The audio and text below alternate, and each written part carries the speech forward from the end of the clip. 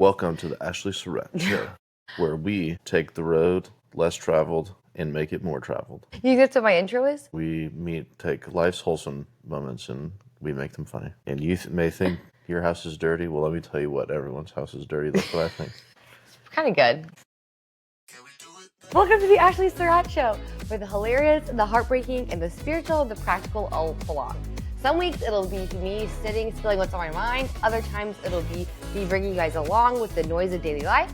Other weeks we'll have a guest, and sometimes it'll be just a moment to stop and reconnect. Well, this week we have a guest. It is my husband, Trevor Surratt. Trevor, welcome to my show. Thank you. Thank you for having me on your show. It feels like your first time, but it's not. Not. You were on my ex show twice. Your ex show. I've shared this before, but I used to have a podcast, and it was also called it was the same podcast. It was called the Ashleigh Surratt Show. But separate ways. But I started it when I had no business starting it. I was working from home. I was like in the trenches of a bad postpartum. I think I released 9 episodes, and I loved them all. Is this one still named the Ashleigh Surratt Show? Yes, it's literally the same. So it's not really, you got back together with your ex. Yeah, yes, it's a rekindled podcast. Yeah, isn't that a cute story? Yeah. Okay, so I'm glad. Sometimes you just have to let them go and let them come back so you know it's the true one. You're right. Or whatever people say when that happens. Well, you should know this, that based on my analytics of my ex, I'm calling it my ex show, but... What, you're back together again? Yeah. It's your current show. Of my show, your show performed the best. Oh, times 2. Both your shows have performed so good. Let's go. Is it because I'm very insightful, or what do you think? No comment. And honestly, we'll see how the analytics are for this one. We'll see. We'll see if if it really is your insight. It could be my insight. Is it your choice? Getting right to it, this episode is called Being Married to the Type C Mom. What is it like being married to a Type C mom? I get that question for you all the time. I think people have this perception that you must be so Type A and I drive you up a wall. And before I even let you say your mind, I wanted to say that's not true, you guys. I don't really drive him up a wall. He's really not that Type A. Would you say that you're Type A, Type B, or C? I don't know. Probably. I think it depends. I think I'm like very naturally just out of the box. I came out of the womb probably very Type B, if I had to say. Was always the lazy kid, never had too much like get after it or give a damn in my bones. And then I kind of, I guess, overcame it, if it's overcomable. Yeah, like, I would say it is. Later in like, high school sports, I joined the Army. Like you kind of got to shake it. Join the Army. That's what I was going to say. Yeah. So I think I overcame my Type B-ness and I can engage Type A-ness, but I wouldn't say I'm Type A. Yeah. And I think there's enough now. Like I've got a kid's a job. Like you can't really live in Type B too long. But there's moments that I definitely revert back and very much enjoy it. Yeah. Yeah. Yeah, because when I first met you, you were in the military. And I would say that's when you were probably your most Type A. Probably, yeah. You have to be. Right? Yeah. It's required. It's required. It's required. They take scholarships away. They'll make you do push-ups. It's not fun. Right. It's easier just to, be Type A about things.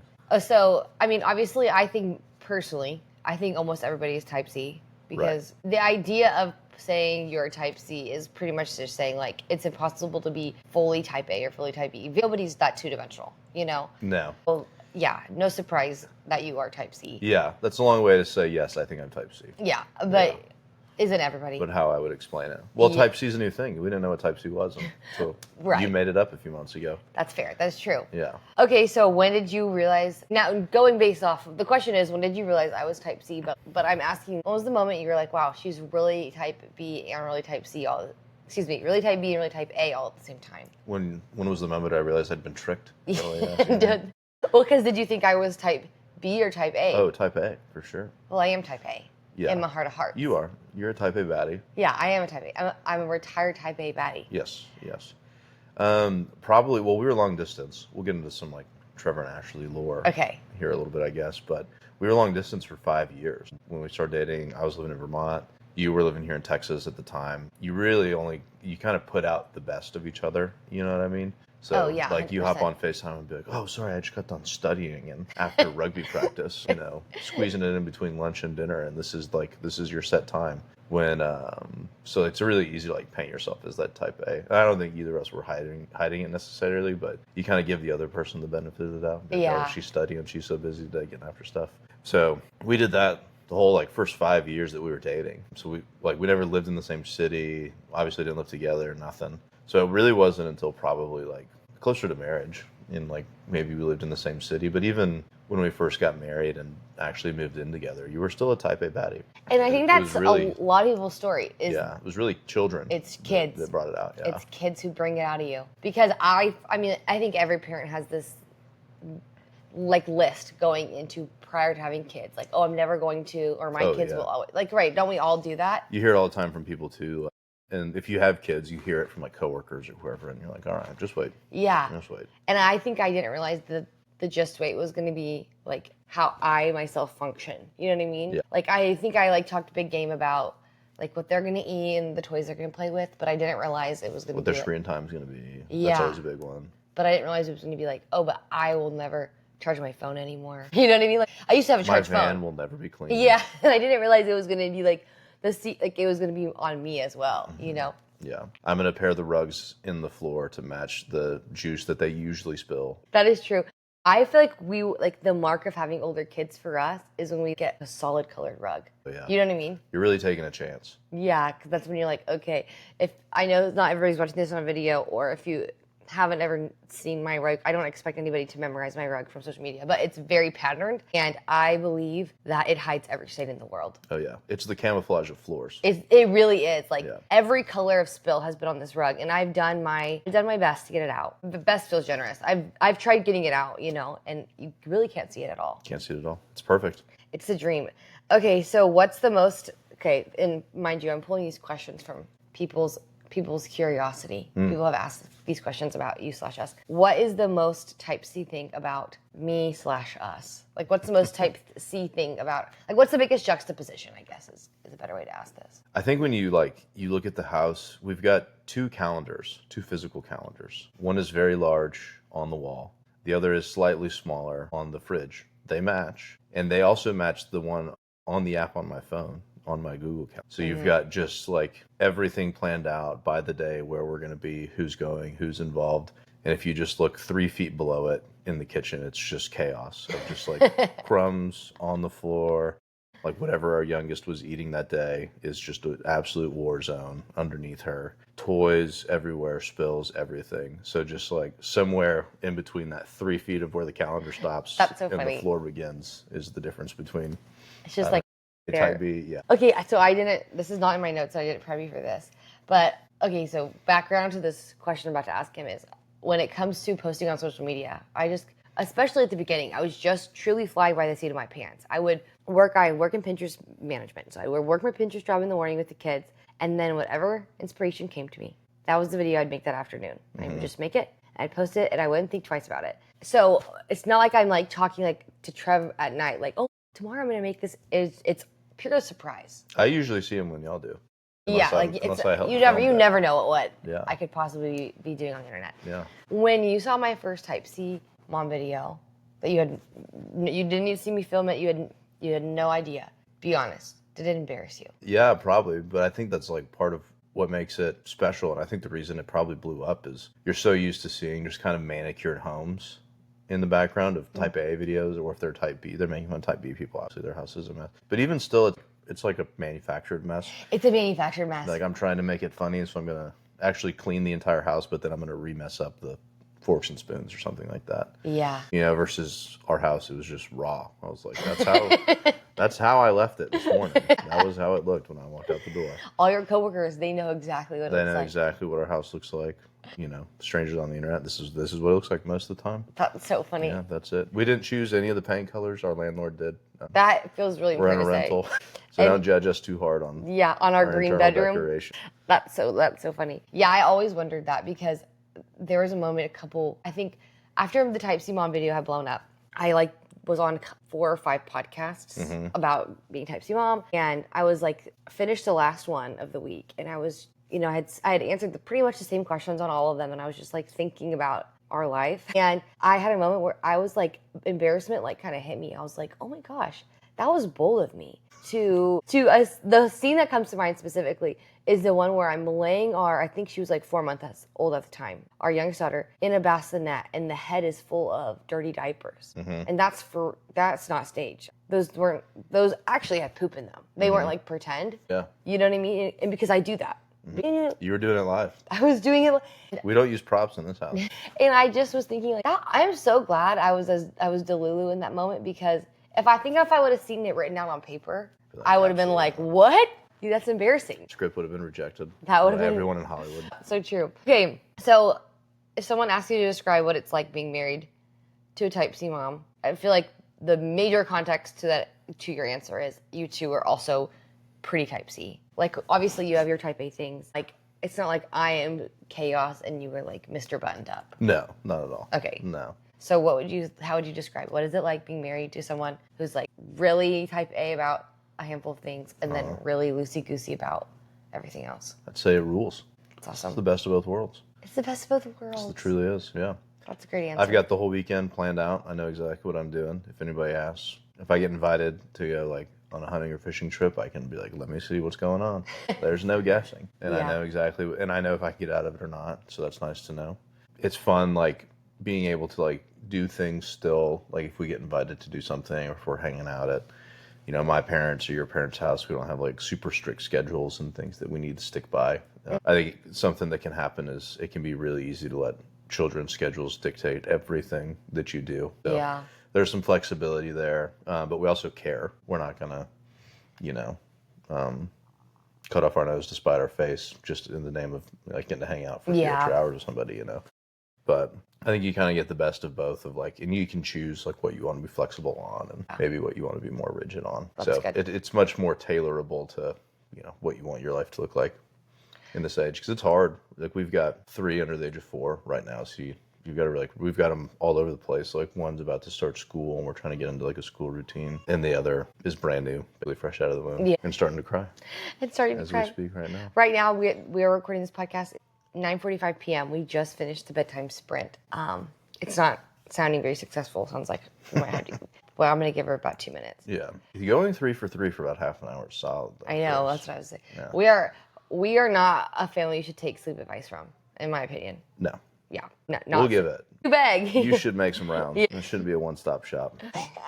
Okay, so here's the thing. I was just talking about being type C on multiple podcasts, and a part of being type C that I feel like I've never really felt like I could talk about it, but I guess I can here on the Ashleigh Surratt Show.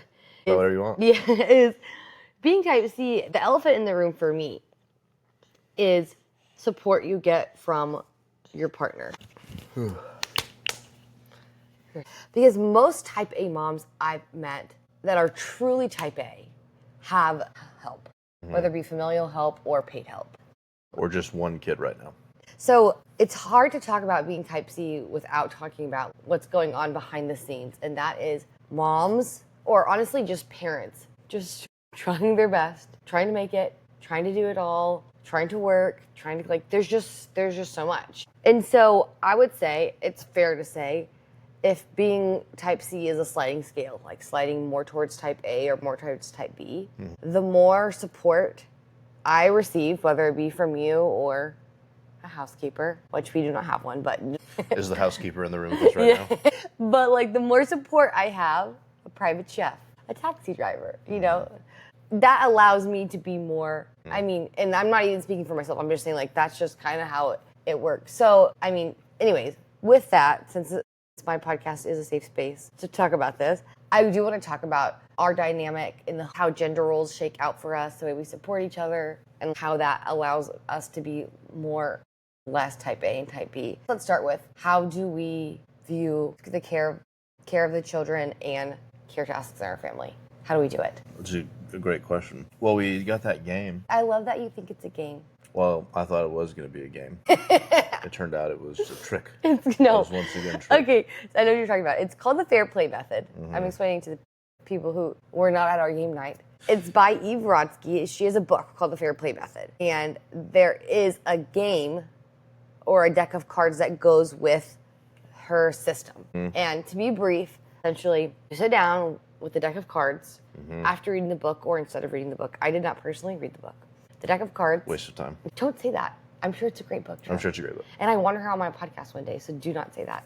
Okay. I'll edit that out.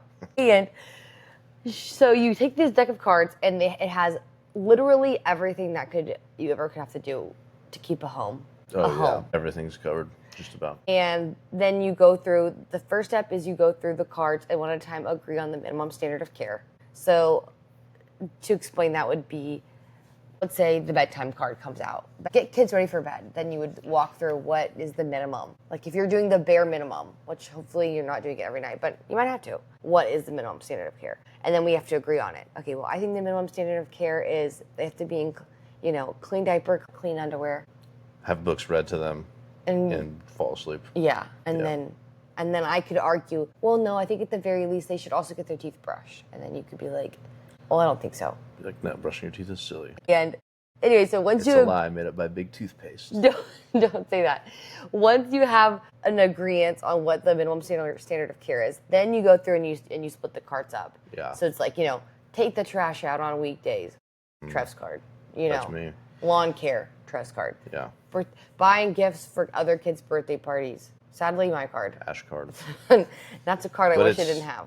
It's nice because I think the running theme that I've picked up just from following you and reading comments is a lot of the type C-ness is very like ADHD adjacent. And you could say you've been diagnosed. Yeah. I've not been diagnosed, but if it is not there, then my life is very much inspired by somebody who probably does have ADHD. Your life is pretty ADHD inspired. It's very inspired.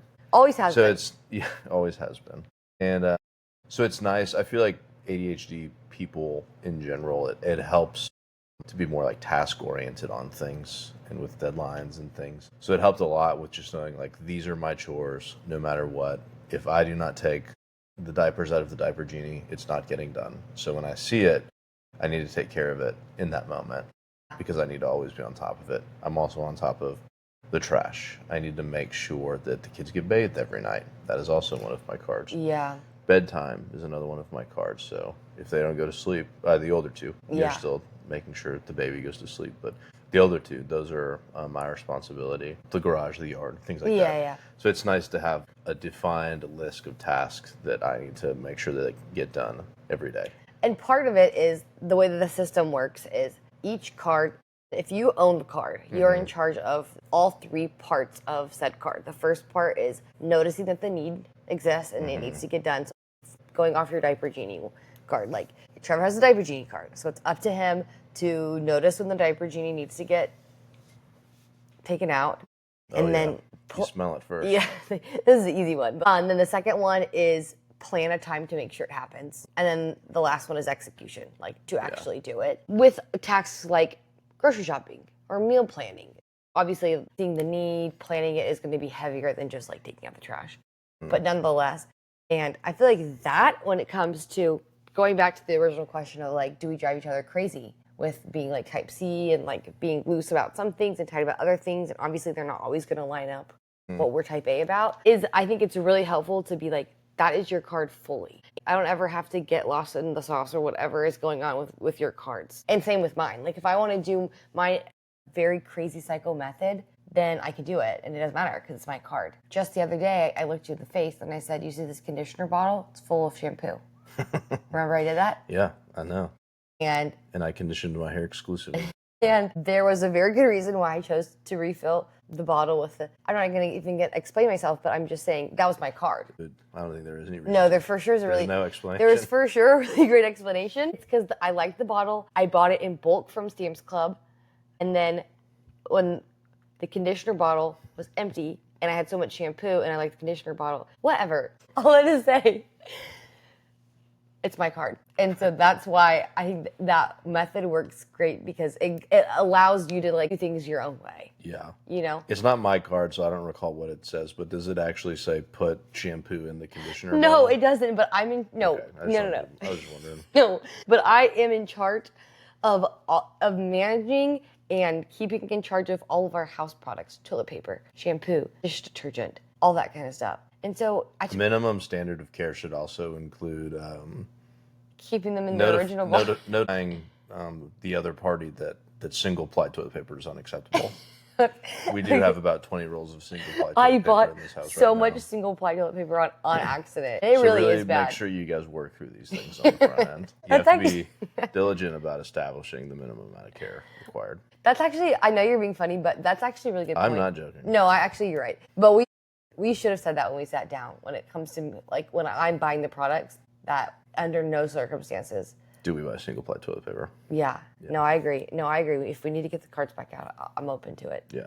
Okay, so I guess another question would be, going back off of, like, obviously we both have some chaotic traits about ourselves, and then we have some like more like super buttoned up traits about ourselves. The question is, how do we navigate household roles when neither of us are super type A, super type B, or really subscribe to gender roles? And I think by traditional, I think people are asking, like, I don't necessarily fully stay home with the kids, and you do fully work. I almost said, and you don't fully work. No, you for sure fully work.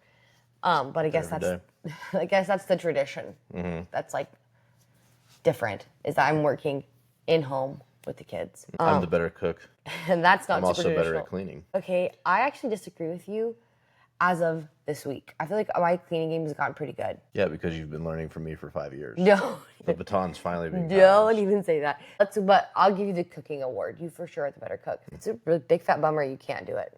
Like, you don't get to cook for us. I am not home in time to do it, yeah. He's not home in time to cook dinner, and it's sad for everybody involved. Yeah. So is that your answer? How do we navigate household roles when we don't fit super traditional? Yeah, I think it's just communicating like what like the expectations are and drawing like clear lines of who does what, and like getting on a schedule is kind of like maybe corny as that sounds, but that's super helpful for me. Don't come for my schedules and say they're corny in like that. my professional world of like, you know, creating like a daily kind of task rhythm of the things that I get done each day, and you just kind of carry that into the home, and it's super helpful because you know exactly who should be covering what. There's no assumptions. I feel like when people kind of get into a mess is when they assume the other's going to take care of things, and there's not like clear communication around it. I mean, I see it, and I don't know, maybe it's friends' marriages or maybe it's sitcom marriages. I don't know, but or our marriage a couple years ago.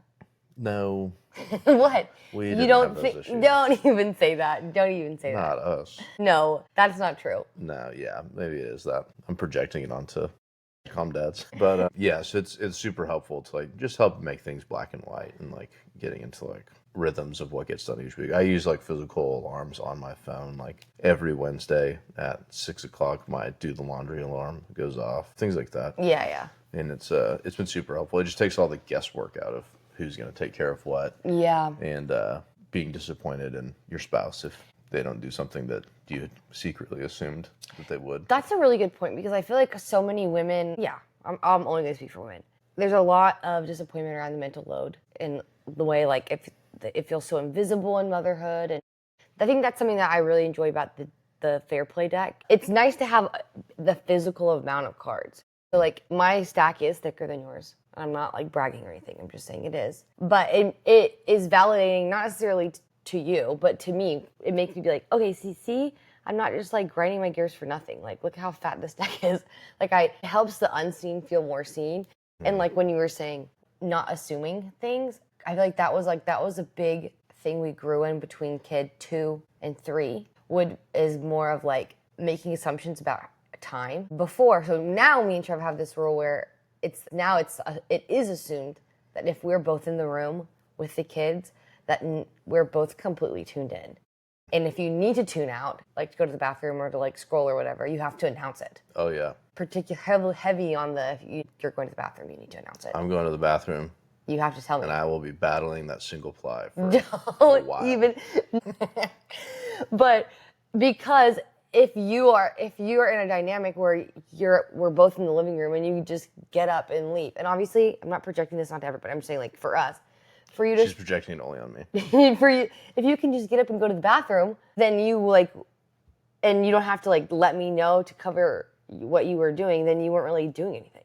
You know what I'm saying? Am I jumbling? You were useless to begin with. Then you were useless. Mm-hmm. If you're gonna leave, nothing's gonna change, and vice versa. And I feel like that goes back to like the invisible assumptions. Yes. Yeah, very much so. We also switched to like the, which I think was helpful, is if I go out on a bike ride or something for 2 hours, I now owe you 2 hours, and we have like an even kind of hour for hour agreement. That's actually, so I want to give a caveat. If you feel nervous about this, like the sound of like, we're just like fighting for equality all the time, like do Ashleigh and Trevor ever even serve each other if they're always playing tit for tat?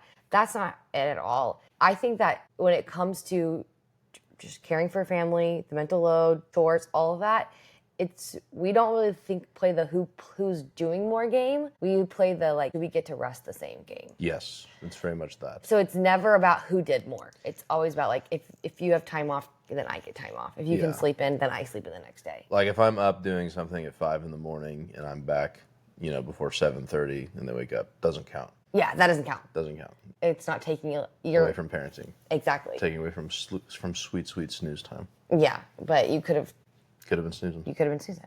I didn't have on my outline of the little rules that we've grown into, but that is helpful. I'm glad we're sharing these. Yeah, it's helpful. It makes things nice. And it makes me much more selective with things I choose to do. I'm gonna be like, oh, is this worth 3 hours solo parenting? 3 hours for Ashleigh to scrapbook? Maybe I don't like golf that much. Okay, so this is a question that people have asked. What's something that surprised you about how our marriage/relationship has adapted into parenthood? Specifically, how we've adapted to 3 under 4. I guess honestly, you could interpret this question however you want. I think that what they're wanting to know is what's something that we do in our relationship now that when we were dating or we didn't have a lot of kids, we would have never fathomed doing.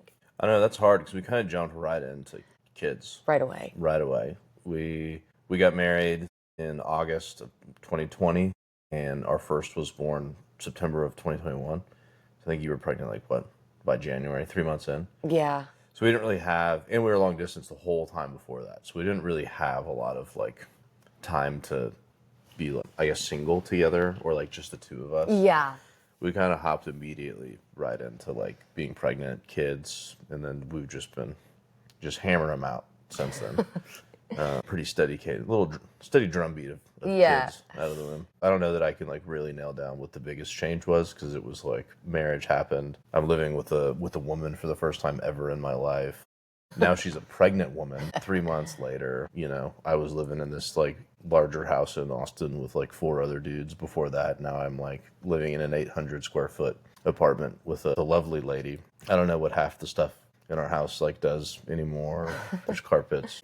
There's candles carpets everywhere. Rugs. Oh, rugs? Yeah. So it's all a big adjustment. So I don't know. I think just maybe the amount of communicating that needs to be done on a lot of these things. I think when I think back on my childhood and my parents, I didn't really see them working things out together necessarily. I'm sure they were, but a lot of it was happening maybe behind the scenes. Yeah, naturally. When I wasn't paying attention, but it just seemed to all flow super well. So just the amount of communication that it takes to keep things smoothly. Yeah, I was gonna say remember how we would always joke how I'm not sure if we would love being coworkers. Oh, I would love being coworkers. Oh, really? That's awkward because I was just about to say, remember how we used to say we would hate being coworkers with each other? I think you made that up with yourself. No, there was for sure a moment when I would say, you told me that you said something to your coworker. We'd just be flirting all the time. Okay, but no, You'd be my work wife. But in a different world where we're not together. I feel your type A-ness of you're really at work to achieve. Enneagram 3. Yeah, your Enneagram 3-ness and my just kind of happy-go-lucky, chill class clown demeanor would very much be at odds. Okay, great. Now we're back Especially on the same in my 20s. I think I've grown out of that. Yeah. Now, that's what I'm saying is there was a time when we got married, we would not be the best of coworkers. No. Okay, great. Now we're back on the same page together. Yes. That's mine. Is I feel in a way we have learned to be better coworkers when it comes to managing our house and our family and making decisions and stuff. Because it is work. Yeah. It's a different type of work, but it for sure is work. And now I'm okay, fine. Twist my arm. We could be in the office together. Yeah.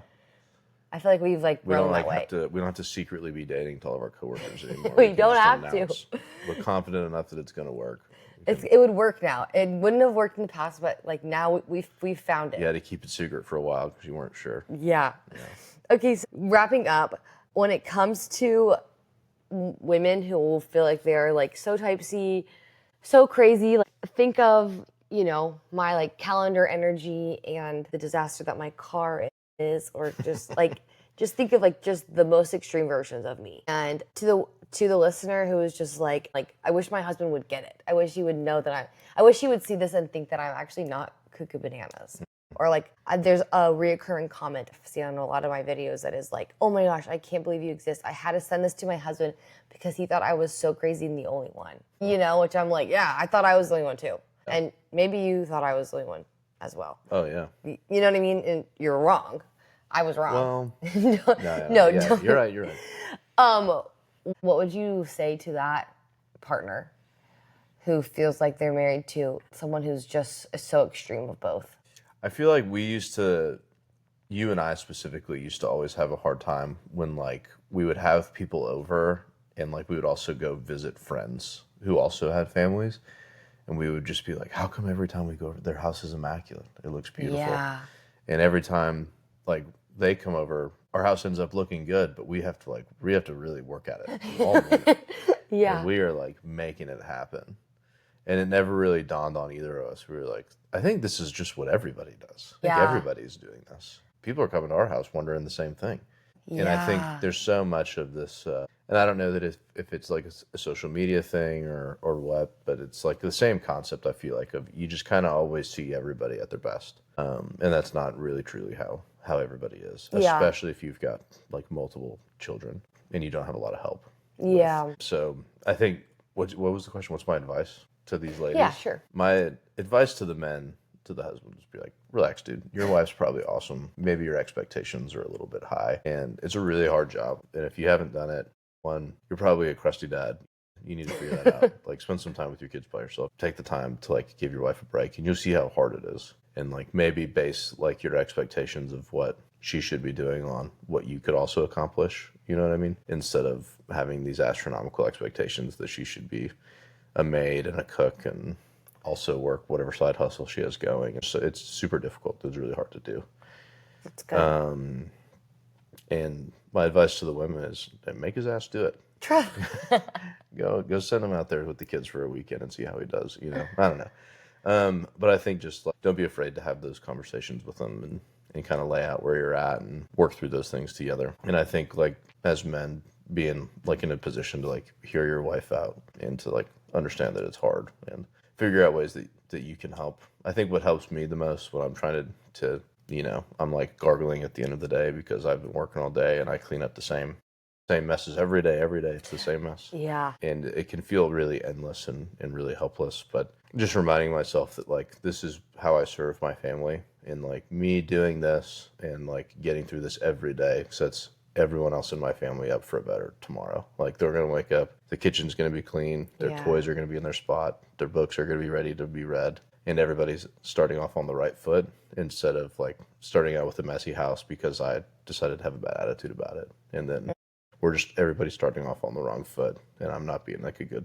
steward of my family's day. That's something that I for sure see in you is like, obviously you find bringing a paycheck to our family important. I find it very important, so I'm really grateful. I'm grateful you do that. But there's not necessarily a price on waking up and having our dishes done, you know? Mm-hmm. But you still value that just as much. Obviously, we need your paycheck to pay our rent, but it's more invisible the way it still benefits us when we wake up and you had done the dishes when we were asleep or, you know, let me sleep in. Just because there's not money attached to it, you don't value it any less. I do appreciate that about you. Okay, well, we're not going to end this episode super heavy, but that was a really great answer. When it comes to you being type A and type B, me being type A and type B, I want to hear what out of my type A-ness, A-N-E-S-S, what is your... Is that how it's spelled? Well, I just feel like it sounded like I said anus. Like the country of origin. Yeah. What do you love the most? And then what, my type B-ness, what drives you the most crazy? Man... And I also didn't prep you for this one. No. The most crazy. What drives you the most crazy? Probably the continuous status of the minivan of any time. Really? That's what drives you the most crazy? I need to like get the kids going somewhere or we're in a trip, and one, I'm a foot taller than you, so driver's seat is just wedged up to the steering wheel. Okay, that doesn't have anything to do with being type C. Well, and then I can't just simply move it back because there's a yoga mat, a dumbbell, stroller, Stanley thermoses just jammed between the second row seat and that back seat. So I got to clear all of those things out. And then I move them to the third row where the kids sit, and it's just every fast food joint type of chicken nugget you can imagine. Just all over the ground with another layer of every French fry you can imagine on top, sprinkled in with little cars, characters, princess things, and art crafts. The thing is just chaos. That's a sweet van. Toyota Sienna. It's got the 3.5 V6 in it. That thing hauls. Like, everything's sweet. I would drive it myself. And every time I get into it, it looks like an atomic bomb of toddlerness went off in there. It's true. Yeah, it's a disaster. That's the status of the car is what drives you the most crazy? Yeah, I'm going to go with that. The best part. Where do I even begin? But be serious. It's always fun watching you, how like, just the cadence that you can get in with the kids and how seriously you take being a mom, I think, and like setting up their day for success. It's always fun to see like craft time, things that maybe I don't necessarily remember from my childhood, probably because I grew up with boys. So like, we didn't really do craft time. We were usually like out in the yard doing something else or something like that. So it's fun having girls now, and then with the son sandwiched in the middle, like craft time. There's outside time. And like you are physically doing all of the things with them, being very intentional about I love to craft. what's going on. But I think the most fun thing to watch about your type A-ness is the intentionality of whatever it is that you're doing, whether it's this podcast, your own crafting, like creating plans for the kids, birthday parties, whatever it is. It's always super fun to be engaged with and a part of.